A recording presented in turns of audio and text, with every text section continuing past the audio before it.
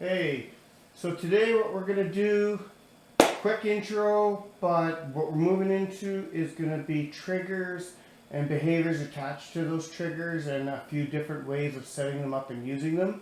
So I'm going to end this intro now. We're going to jump in because we might be time constrained and I really don't want to go over time. So I'll see you after the credits.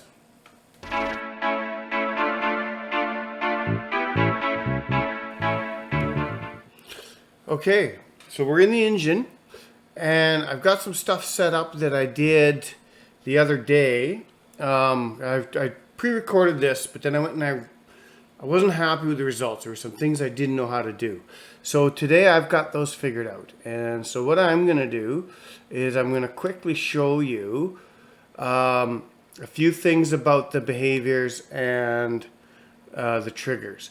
So up here, what we have set up is I have dropped two zones down.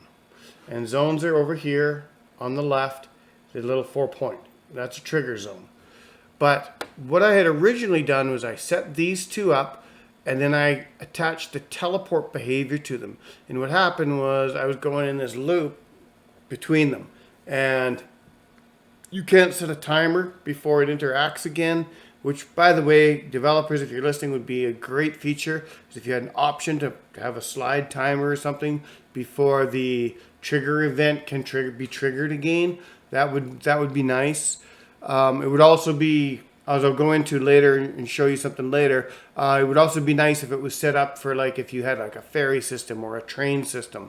So the train could travel between waypoints using the loop behavior, and then you could tell it rest at this waypoint for 2 minutes, then travel on to the next loop. Then you could shuffle characters on and off or whatever. You know, it would be nice, especially when you get into the role-playing games or you get into larger areas where you can include that into your storyline. Anyway, I digress. So I was zipping back and forth there. So what I ended up doing was taking these flags and placing them down and linking them. So what I have is I have the behavior linked between this flag and this zone, this flag and this zone, and this flag and this zone. So when you walk through this zone, it teleports you to appear at this flag. When you walk through this zone, it teleports you to walk over to this flag. So I'm going to quickly show you how I set that up. I'm going to delete this zone. If I can select it, let me just rotate a bit here. All right, I'm going to take this zone and I'm going to delete it. I'm going to take this flag and I'm going to delete it. So how you set that up is you grab a trigger zone and you just drop it where you want it. So that little yellow dot is right in the middle of my block. Then I grab a flag. I'm just going to rotate a bit here. Hold on. Zoom out.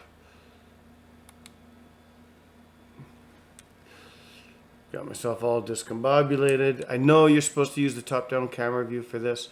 It would probably serve me a lot better. However, I didn't choose to go that route. All right, so now I'm going to grab a flag, and I'm going to set that flag here.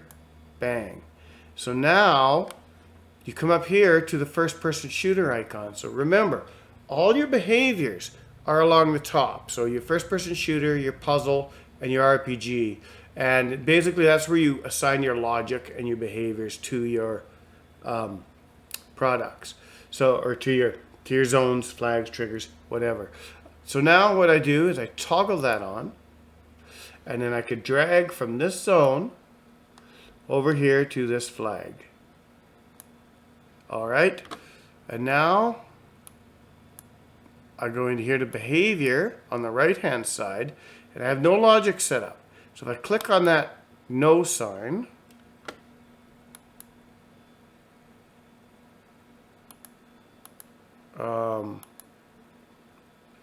why is it not letting me? Oh, right, I have to go into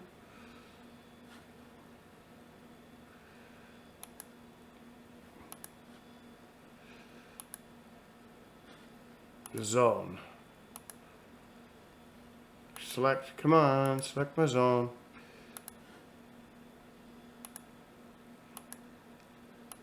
There we go, select the zone. So what I had there was I had the behavior still on, and I had to toggle that off. Sorry, so that's something. If you run into that where you can't select the behavior and assign it, it's because you have the behavior logic still toggled on, I believe. I should be able to click that now. Yes, there it is now. And I scroll down to, there's all sorts of behaviors available here. But what I'm going to scroll down to is this teleport one. Add selected behavior. Now I can teleport. I'm going to drag my starting location right here. And I'm going to go and run the level. And now, if I turn and look, you'll see there's the towers and stuff. So I'm at the first teleport zone that was already set up. There I am now at the edge of the field. If I turn around, you can see in the distance here,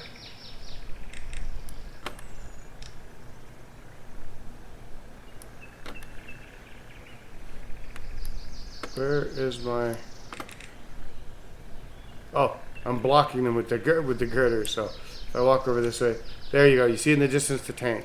So now the one that I just set up, if I walk through here, bang, there I am. Now I haven't figured out a way to change the direction of teleport. I thought by rotating the flags it might work, but that doesn't seem to have worked for me.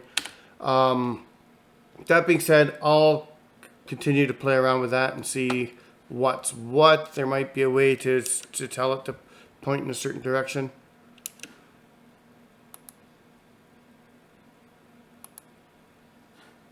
Now what I'm going to do is I'm going to zoom out here. Oh, close my short. I did something.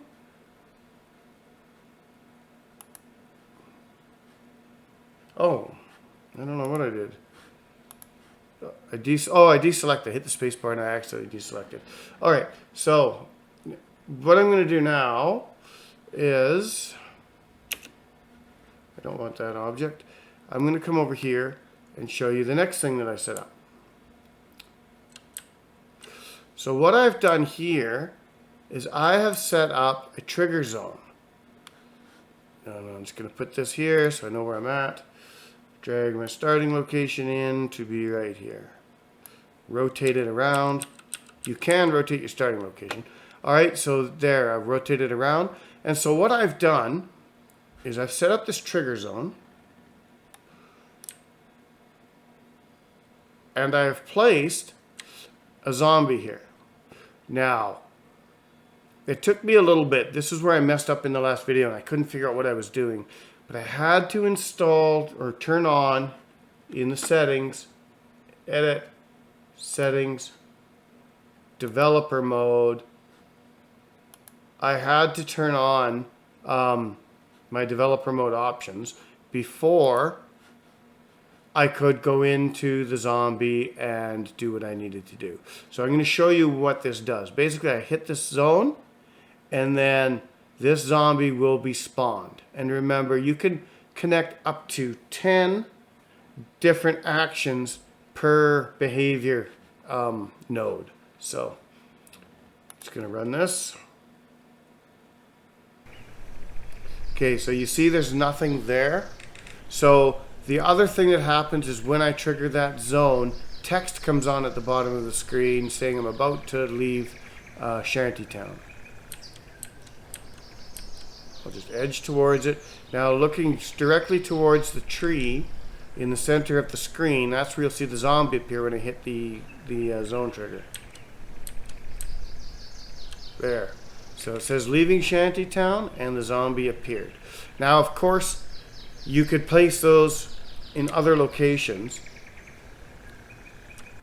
I'll escape out of there. So you could put them behind these trees to spawn, or over here, or create tufts of grass, or whatever. You make it so that they don't just magically appear in front of you. But of course, for this demonstration, I'm going to show you how that worked.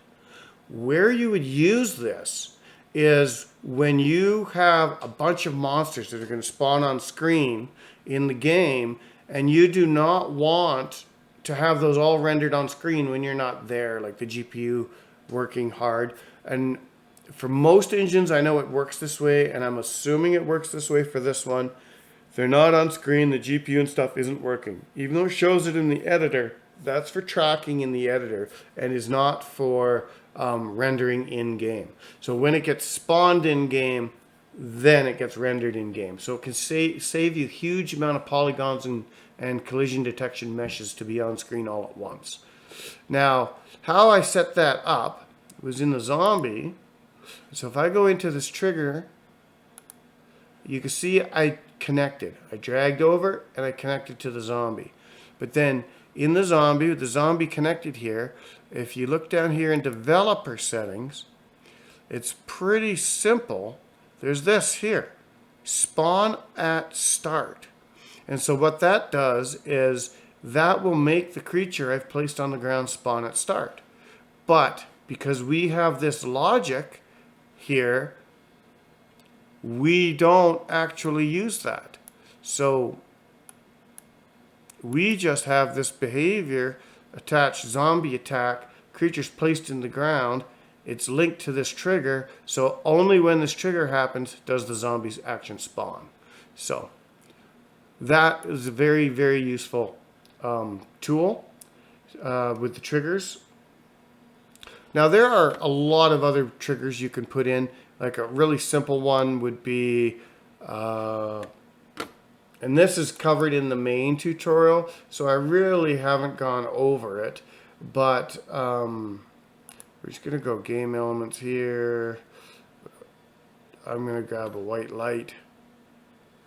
Just need to move this screen a bit. I'm going to grab a light, and I'm just going to place it there. Okay, then I'm going to go and I'm going to add industrial collection. There should be, oh, maybe it's under the max collection. Let's take a look. Under the max collection, scroll down, there we go, switch. So I'm just going to take this switch, put it on that wall. Alright. Now I'm just going to connect the behaviors between it. Alright, so that's connected. And so what I'm going to do is go into the behavior now. And it is a switch. Object will be turned on or off when activated. Now this should just work. I'm going to test the game again. And what we're going to do is we're just going to come over here. E to turn off. It did not turn off the light. So I did something wrong there. Let me take a look. So it's possible that I have to assign that to the light.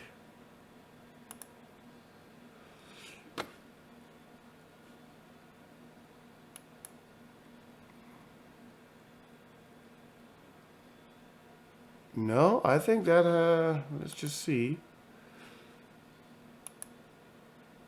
Toggle other object. Yeah. That should just work. So I'm not sure why that's not toggling that other object. Try it again.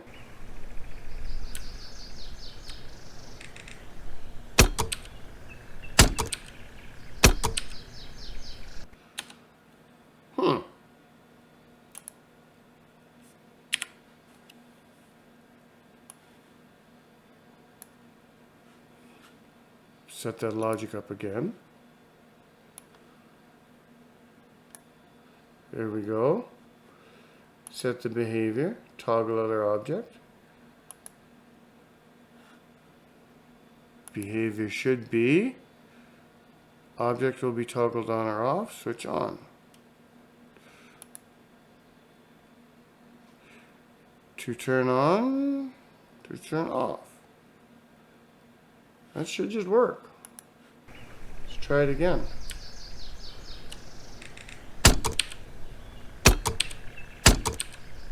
Well, I'm doing something wrong here. However, this is covered in the in one of the tutorials, so it's should be real simple to fix. I hadn't set a light up before to toggle on or off, so. But since we're in lights, I'm going to show you different behaviors of lights. You can actually come into here in the color palette, and you could choose to choose different preferences. There's a green light, there's a red light, blue light, etc. So we're going to go to a red light. You could change the distance.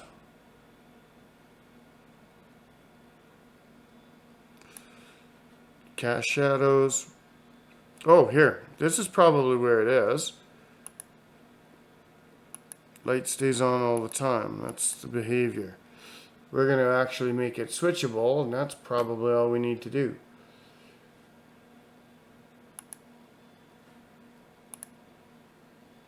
Now we'll try running this again.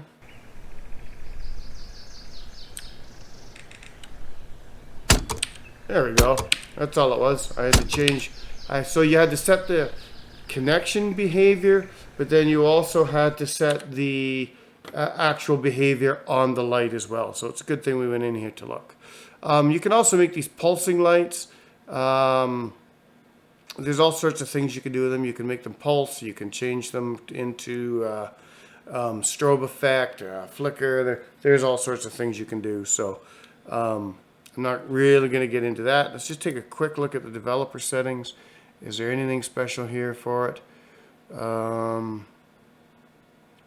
No, not really. You can turn it into a spotlight.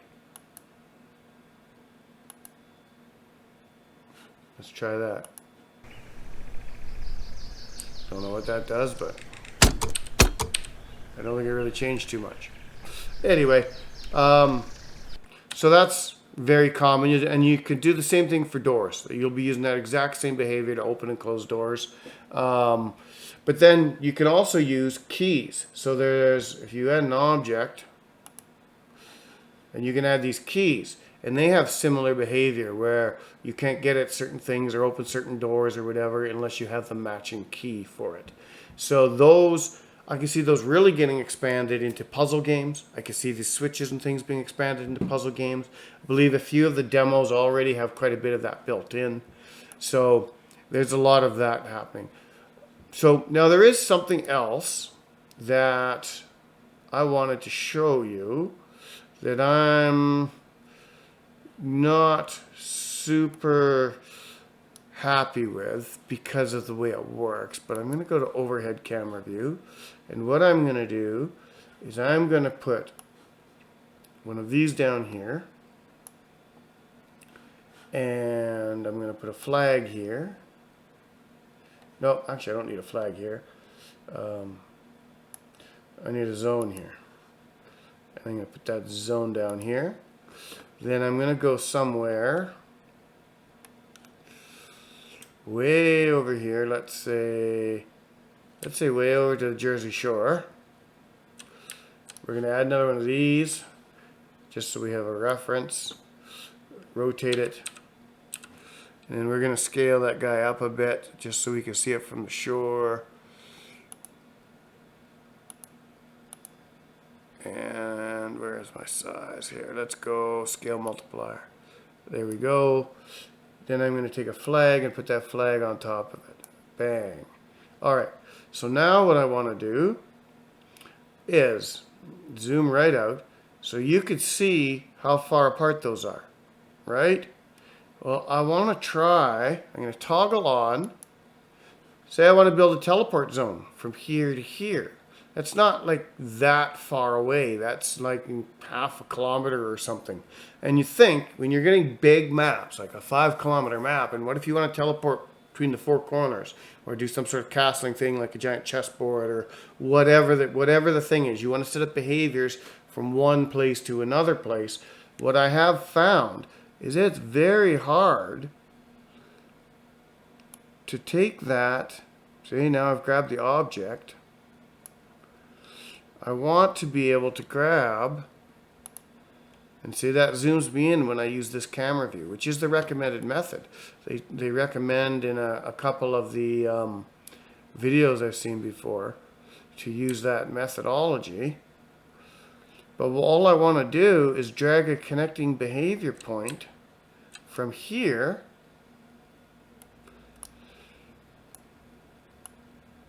I've got it, and then I want to go all the way over here.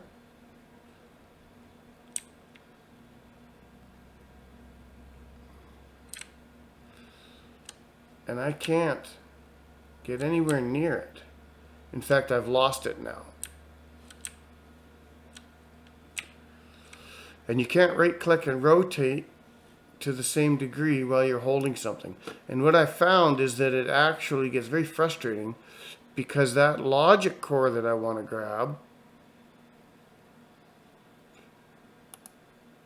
I have to reselect the device because I lost the selection of it.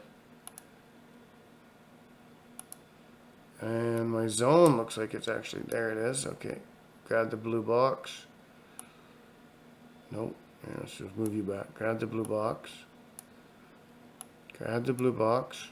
See, I can't quite grab the, there we go. And I'm trying to get that to this flag. There. I might be able to link it up there.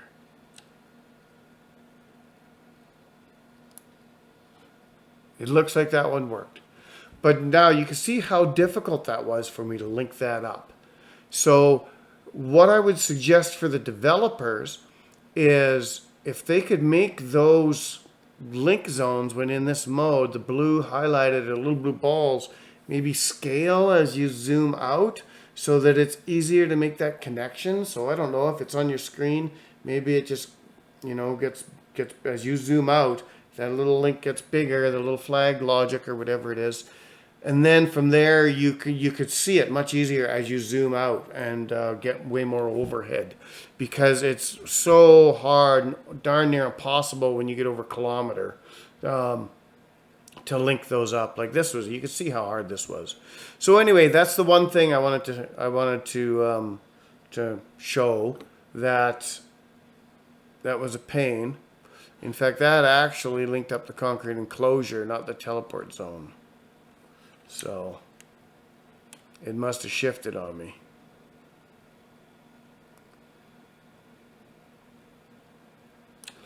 So if I go to behavior, yeah, I can't, I don't believe I'll be able to sit. Yeah, no, I won't be able to do it. So it was this that I wanted to link up, and I ended up linking up something else. So this one here was one that I did have success doing, and it was a test earlier. Actually yesterday, and I was able to link up from this zone to the top of the hill by the windmill, but just barely. So the one today, I thought for sure I was a little further away I would fail, and it was definitely hard. This one here took several times to get that linked up. Several attempts before I could make that connection. So yeah, if you're listening, developers at all, maybe somehow make those scale or something, or if there's a better way to do that, maybe a pull down box or something, link to, and then you could just select the item, and then if you know what the name of the item is, you just scroll down the list and click on it to link to it. That might be a better way to do it. So yeah, that's pretty much the behaviors. I think I've gone on long enough, but I really wanted to cover the basics of how you would use them for different events and things. And just so you can get used to setting them up and looking around, trying the different behaviors and posting. The one other thing that I thought I would like to have seen was, like, say this. Oh, turn off developer mode. Sorry. So take this object, drop a flag here, drop a flag here, then go toggle. Oh, sorry. Toggle. I'll zoom in a little bit. A little hard to work with it. I missed it. Drag that over, connect it to that flag, then drag that over, and oh, won't work with that. So I'll go add, just add a barrel. There we go. So then drag that over, connect it to the barrel.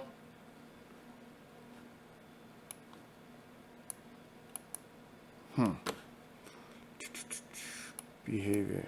Oh, I have to go into general. So if you take a static object, sorry I forgot about this, and you have to actually give it physics on or give it physics off, whatever you want to do. I'm going to go physics off on it. Now I can select it. So I'm going to connect that up to there. So now what I've done is I've set up waypoints. And so now I want to come into behavior, select a piece of logic, and all I want to do, and it's in the objects menu, is I want to make it loop around the nearest waypoint path and loop back. Add selected behavior. And now, if I come in here, one would think this barrel would then move, but it doesn't. Or at least it didn't last time I tried this. And there's the barrel. It's not moving.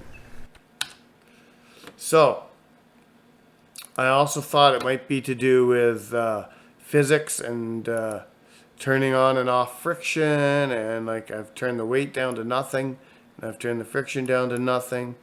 I've also made sure to check that it is movable. Try it again.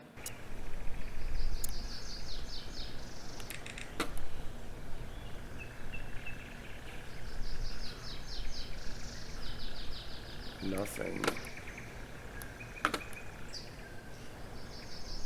See? Just sitting there. Took me a minute to find it, sorry. Not moving at all.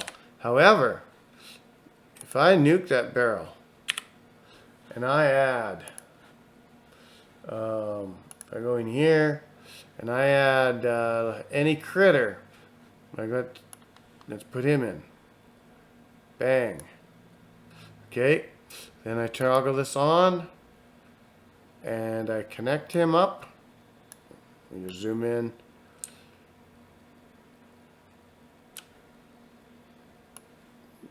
Connect him up. All right, and now if I go into behavior for that fox, change it from mammal generic, I could change it to patrol and speak because he's not an object. But even if I go into object now, treat him as he was an object and hit patrol, add. Let me just toggle off this and hit run.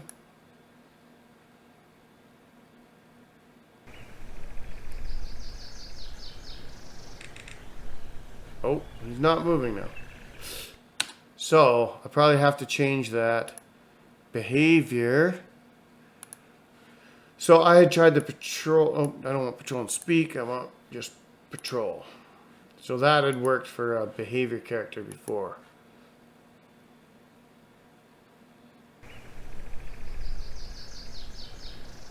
Did I not link him up properly?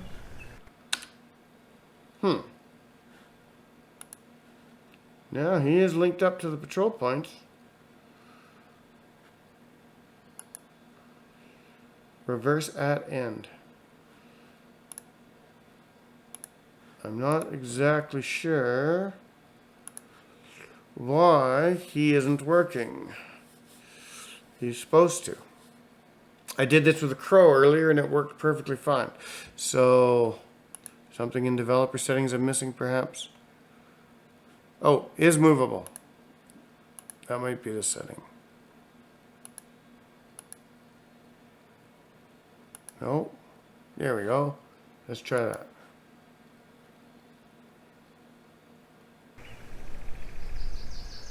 He's still not moving.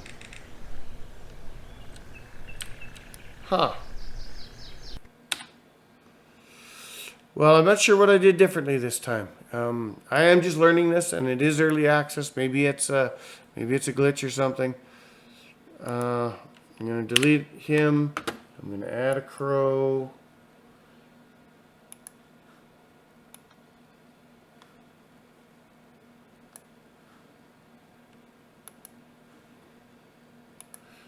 figure out where my crow went now.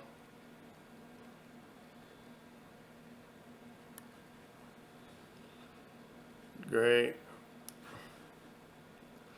Anyways, you get the idea. So this is what I said I was going to come back to later. So this patrol path or whatever, it would be really nice if in some of those behavior settings you had some more advanced sliders perhaps. So what you could do is like take a train and maybe run the train all the way around the lake and have it set at waypoints, and then have a station on the south end, station on the north end, and maybe at each station it waited, had a timer delay so that it sat there and didn't move to the next waypoint for say 5 minutes or 3 minutes or whatever, and then it would continue on to the waypoints until it got to the next one and then stall there as well. Now I'm pretty sure you could do all this with Lua scripting. However, it would be nice just to have a slider or two built in. So if you're listening, developers, those are the two things that I'd like to see improved. Give us a little bit more flexibility with that, setting up objects to surround waypoints. And if I'm doing it wrong, someone tell me in the comments, because maybe I just can't get it to work and there's an easy way to do it. But it would be nice to have that slider timer to give you more time. And the other thing is, when you're zoomed out from here, to join a behavior from an object here to an object here would be really nice. Because right now, how I discovered this was I've got a portal here and a portal here at the gate that I made, and I want to teleport from here to here, and I just could not for the life of me get those behaviors to connect up. But if that little blue ball on the selected item grew up, and when I had this marked, so you can't even see that anything's active there. But if I had that marked, those would zoom out a bit so that you could actually connect to them because you're so zoomed out. So that would be nice. But anyway, I'm going to leave that here. I know I rambled on a little bit, but I think you get the idea of what I was trying to get across today. This one's gone on long enough, and hopefully I'll have it a little more together for the demonstration in the next one for you. But hey, I did get the audio sync fixed. I was working on that for quite a bit yesterday, and that's why I didn't really get a great job on this video done. But it is working now, and so as we go into the next one, we should get better and better. See you next time.